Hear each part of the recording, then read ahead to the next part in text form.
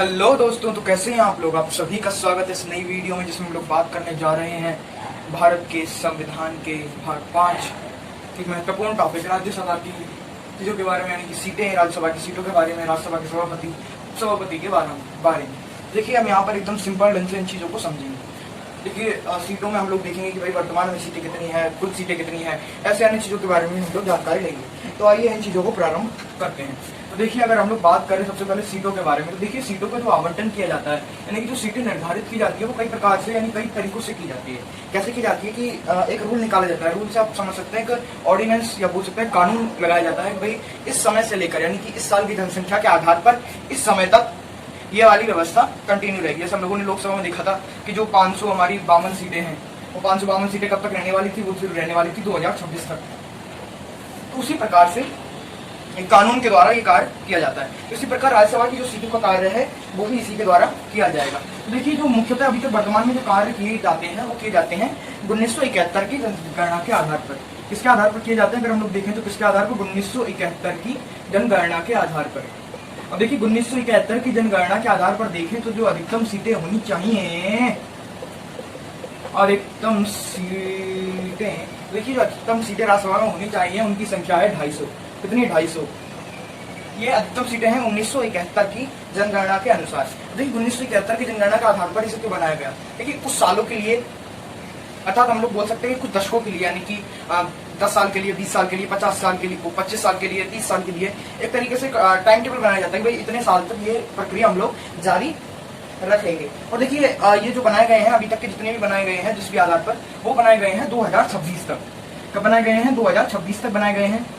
अब देखिए, 2026 तक जब बनाए गए हैं तो वो इसलिए बनाए 2026 में इसमें परिवर्तन होगा, और 2026 से आगे इसमें अगर परिवर्तन किया जाए, क्योंकि जनसंख्या बड़ी है, जो हमारी क्षेत्र है, वो जो राज्य हैं वह भी अलग अलग हुए हैं, राज्य बड़े हैं, राज्य कम हुए हैं। क्योंकि 1971 में जनगणना अलग तरीके की थी, 2000 21 चल रहा है, अभी जनगणना अलग है, 2026 तक और जनसंख्याओं का विस्तार होगा। तो इस तरीके से जो अधिकतम सीटें हैं वो कितनी हो सकती हैं? 250 हो सकती हैं। ये बात कर रहे हैं हम लोग किसके बारे में? राज्यसभा के बारे में। किसके बारे में हम लोग बात कर रहे हैं? हम लोग बात कर रहे हैं राज्यसभा के बारे में। ठीक है, देखिए राज्यसभा की जो सीटें हैं वो किसके आधार पर निश्चित की गई है? 1971 की जनगणना के आधार पर कितनी सीटें होनी चाहिए? अधिकतम 250 सीटें। कब तक रखी जाएंगी ये सीटें? 2026 तक। ठीक है, ये बात हम लोगों ने देख ली। अब देखिए, जो सीटों का आवंटन किया जाता है वो दो हमारे क्षेत्र होते हैं, यानी कि भारत में 2 प्रकार के क्षेत्र हैं। पहला है भारत के राज्य और दूसरे हैं भारत के केंद्र शासित प्रदेश। ठीक है, ये अलग अलग आधार पर इनका विभाजन किया जाता है। ठीक है, तो देखिए वर्तमान में जो सीटें हैं, वर्तमान में अगर सीटों की बात की जाए तो वर्तमान में सीटें कितनी हैं? 245। अब हम लोग वर्तमान में कितनी सीटें हैं? 245 सीटें हैं। अब हम लोग जानते हैं कि जो 245 सीटें हैं, इनमें से जो 13 लोग हैं उन्हें राष्ट्रपति द्वारा मनोनीत किया जाता है, जो कि समाज सेवा, साहित्य, विज्ञान आदि के क्षेत्र में उन्नत स्तर के लोग होते हैं। जैसे जो सचिन तेंदुलकर हैं, गौतम गंभीर हैं, इन्हें नियुक्त किया जाता है। कला के क्षेत्र में जिन्होंने सिनेमा में अच्छा कार्य किया हो, उन्हें राष्ट्रपति द्वारा मनोनीत किया जाता है। तो ऐसे कितने लोगों को मनोनीत किया जाता है? 13 लोगों को मनोनीत किया जाता है। कितने लोगों को? 13 लोगों को। देखिए, 13 लोग तो इसमें से हट गए जो मनोनीत हैं। अब जो बचे हुए लोग हैं उनका क्या होगा? उनका होगा निर्वाचन होगा। देखिए, ये जो लोग हैं इनका निर्वाचन किया जाएगा। देखिए, इनका जो निर्वाचन किया जाएगा 245 में से अगर हम लोग 12 घटाते हैं तो 245 में से अगर 10 गए तो बचते हैं 235। 235 में से अगर 2 गए तो 235 में से 2 जाते हैं तो बचते हैं 233। ये 233 सदस्य जो है वो कौन है? ये है निर्वाचित। ठीक है, ये बात हम लोगों ने जान ली, यानी कि निर्वाचित सदस्य। अब बात करें कि भाई निर्वाचित सदस्यों में से भी 2 तरीके के क्षेत्र हैं भारत में। भाई एक तो भारत के राज्य हैं, जो कि इस समय कितने हैं? 28 राज्य हैं। और अगर बात करें कि भाई भारत में कितने केंद्र शासित प्रदेश हैं, तो वर्तमान में भारत में 9 केंद्र शासित प्रदेश हैं। ठीक है, तो 28 राज्य और 9 केंद्र शासित प्रदेश हैं। तो देखिए, ये विभाजन किया जाता है कि भाई कितने प्रतिशत हिस्सा राज्यों से आएगा और कितने प्रतिशत हिस्सा केंद्र शासित प्रदेशों से आएगा। सीटों के बारे में बात की जा रही है। देखिए, अगर बात की जाए, ठीक है, तो देखिए जो 4 सीटें हैं, कितनी सीटें? 4 सीटें। वो 4 सीटों का जो लिखा गया है कि ये 4 सीटें केंद्र शासित प्रदेशों से आएंगी। वो कितनी सीटें? 4 सीटें। क्योंकि देखिए, जो राज्यसभा है उसका मतलब होता है कि राज्यों को किसमें प्रभुत्व देना? केंद्र में। तो देखिए, जो केंद्र शासित प्रदेश होते हैं वो तो वैसे भी केंद्र के अंतर्गत ही होते हैं, परंतु जिन केंद्र शासित प्रदेशों में विधानसभाएं हैं, देखिए भारत में अभी तक 2 केंद्र शासित प्रदेश ऐसे हैं जिनमें विधानसभाएं हैं। पहला है दिल्ली और दूसरा है पुदुचेरी। उनमें विधानसभाएं हैं तो उनको सीटें दी गई हैं ताकि वो अपना राज्य केंद्र शासित प्रदेश का विकास कर सके। साथ ही जो जम्मू कश्मीर है उसमें भी विधानसभा है राज्य की। परंतु उसे अभी भंग कर दिया गया है।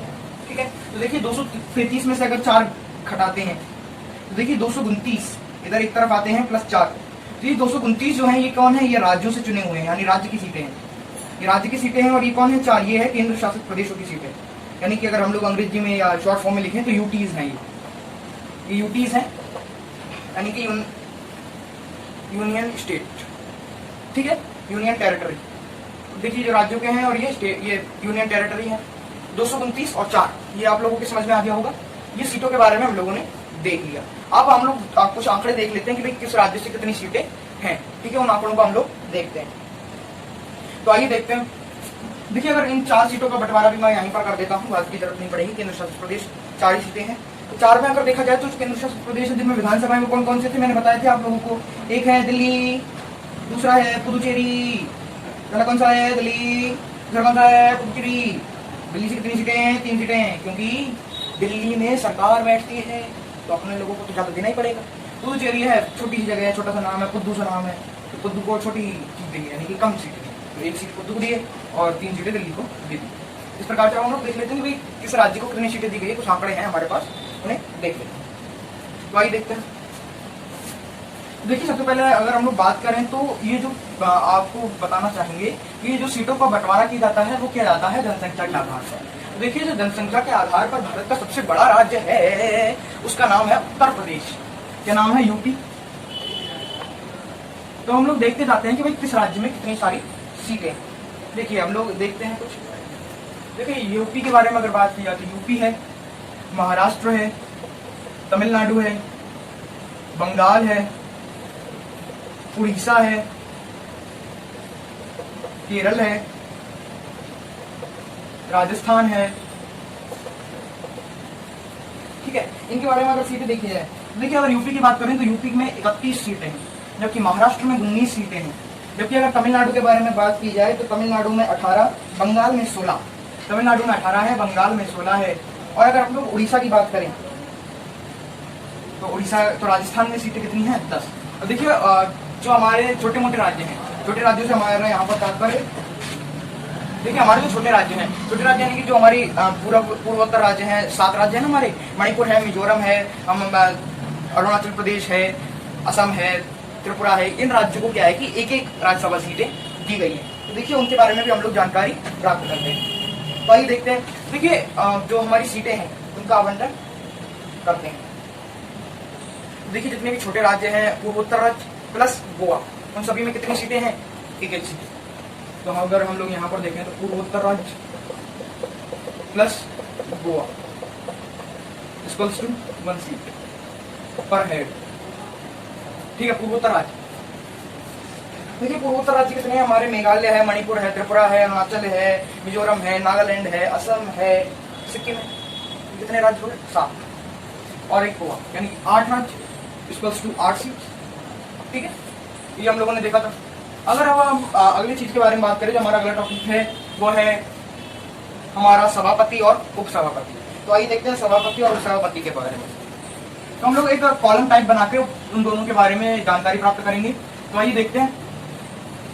देखिए सबसे पहले हम लोग क्या करते हैं, एक तरफ लिखते हैं सभापति और एक तरफ लिखते हैं उपसभापति।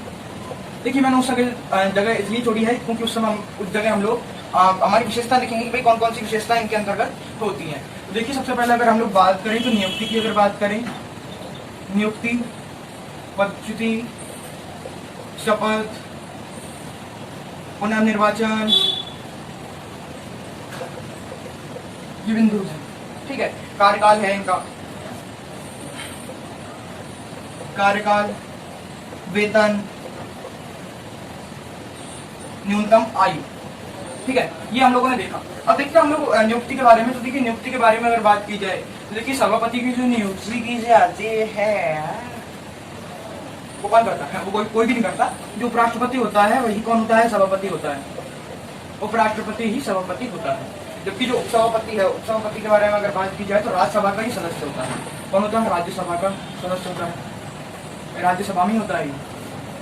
ठीक है, अगर हम लोग बात करें इनकी शपथ वगैरह के बारे में तो देखिए जो शपथ है और ये दोनों हैं, इनका इसमें आता है राष्ट्रपति।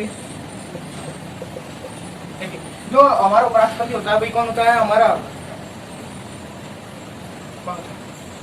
सभापति होता है। किसका?